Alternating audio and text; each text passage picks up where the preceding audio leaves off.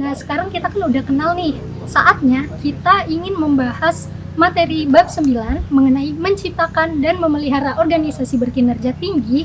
Tapi sebelum itu, kita harus tahu nih, apa aja sih tujuan pembelajaran dari bab 9 ini? Mari kita lihat.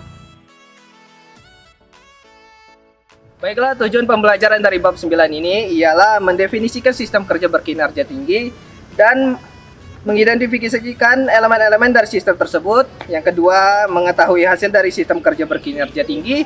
Dan yang ketiga, menjelaskan kondisi yang menciptakan sistem kerja berkinerja tinggi. Lalu yang keempat adalah menjelaskan bagaimana Human Resource Management dapat berkontribusi dalam sistem kerja berkinerja tinggi. Yang kelima, menjelaskan peran teknologi Human Resource Management dalam sistem kerja berkinerja tinggi. Dan yang terakhir adalah memahami cara untuk mengukur efektivitas manajemen sumber daya manusia.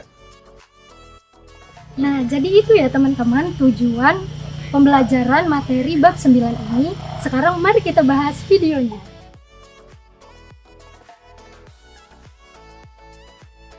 Oke, materi yang pertama ialah mengenai apa sih organisasi yang berkinerja tinggi itu?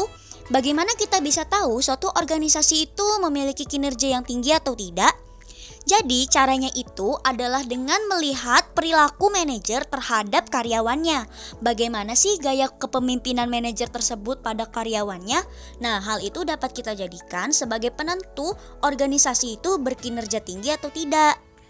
Suatu organisasi berkinerja tinggi pasti memiliki manajer yang memiliki kompetensi yang baik dalam memimpin karyawannya. Mereka juga mampu menyusun rencana secara strategis untuk dapat dicapai oleh perusahaan. Manajer yang baik juga pastinya memiliki kepemimpinan yang tinggi, sistem manajemen kinerjanya yang efektif, dan mampu memberikan pelatihan dan pengembangan karyawan secara terus-menerus. Sedangkan organisasi yang tidak memiliki kinerja tinggi, biasanya manajernya itu berperilaku sebaliknya dari organisasi yang berkinerja tinggi. Biasanya, perilaku manajernya itu tidak tegas. Mereka tidak berani memberikan hukuman kepada karyawan yang tidak produktif. Selain itu, mereka juga tidak bisa menentukan rencana dan menyusun strategi dengan baik. Materi selanjutnya adalah strategi dan perencana. Dalam menciptakan dan memelihara organisasi berkinerja tinggi, seorang manajer harus mampu untuk menyusun strategi dan rencana agar dapat mencapai tujuan organisasi. Manajer juga harus mampu menciptakan sistem manajemen kinerja yang efektif dengan memberikan pelatihan agar dapat mengembangkan keterampilan dan keahlian karyawan dalam melaksanakan pekerjaannya. Jadi, bagaimana sih manajemen kinerja yang efektif dapat membantu organisasi dalam mempertahankan kinerjanya yang tinggi? Yang pertama itu ada menetapkan tujuan dan sasaran yang jelas. Yang kedua itu ada meningkatkan motivasi kepada karyawan-karyawan. Yang ketiga itu ada memberikan perbaikan terhadap kinerjanya. Keempat itu ada memperbaiki komunikasi serta meningkatkan komunikasi. Yang terakhir itu ada meningkatkan produktivitas dan kinerja secara keseluruhan.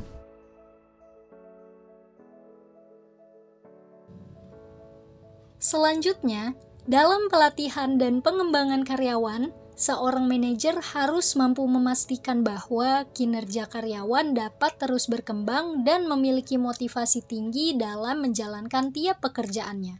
Dengan memberikan pelatihan secara berkala dan memperhatikan tiap perkembangan karyawan dalam melaksanakan pekerjaannya, hal tersebut dapat membantu karyawan untuk berkembang.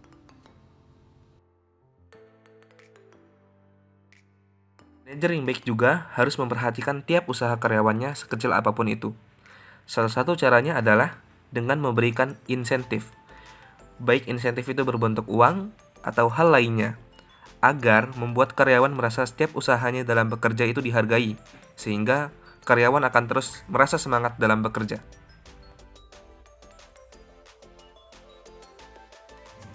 Baiklah, materi yang terakhir ialah mengenai pengukuran kinerja dan inovasi dalam menuju perubahan.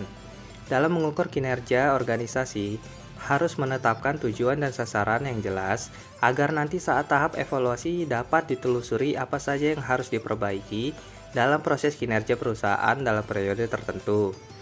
Hal ini menjadi salah satu pengukuran kinerja agar nanti ke depannya perusahaan dapat terus berkembang dalam mencapai tujuan organisasinya. Kemudian, setelah diadakan evaluasi, para karyawan dituntut untuk berinovasi dan melakukan perubahan agar kedepannya kinerja perusahaan tersebut semakin baik lagi.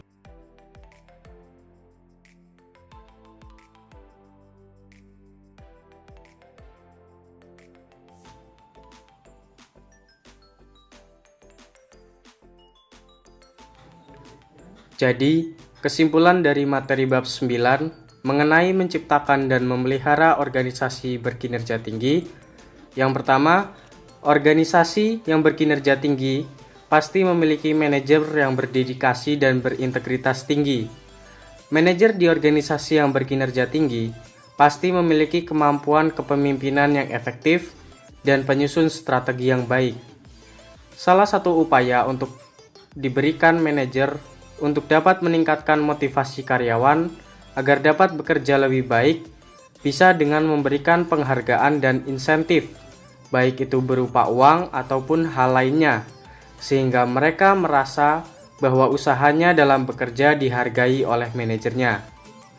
Dan yang terakhir, setiap organisasi harus mengadakan evaluasi tiap periodenya untuk mengukur kinerja perusahaan dalam periode tertentu, sehingga dapat diketahui apa saja yang perlu diperbaiki untuk kinerja perusahaan ke depannya dengan menciptakan inovasi dan mengadakan perubahan.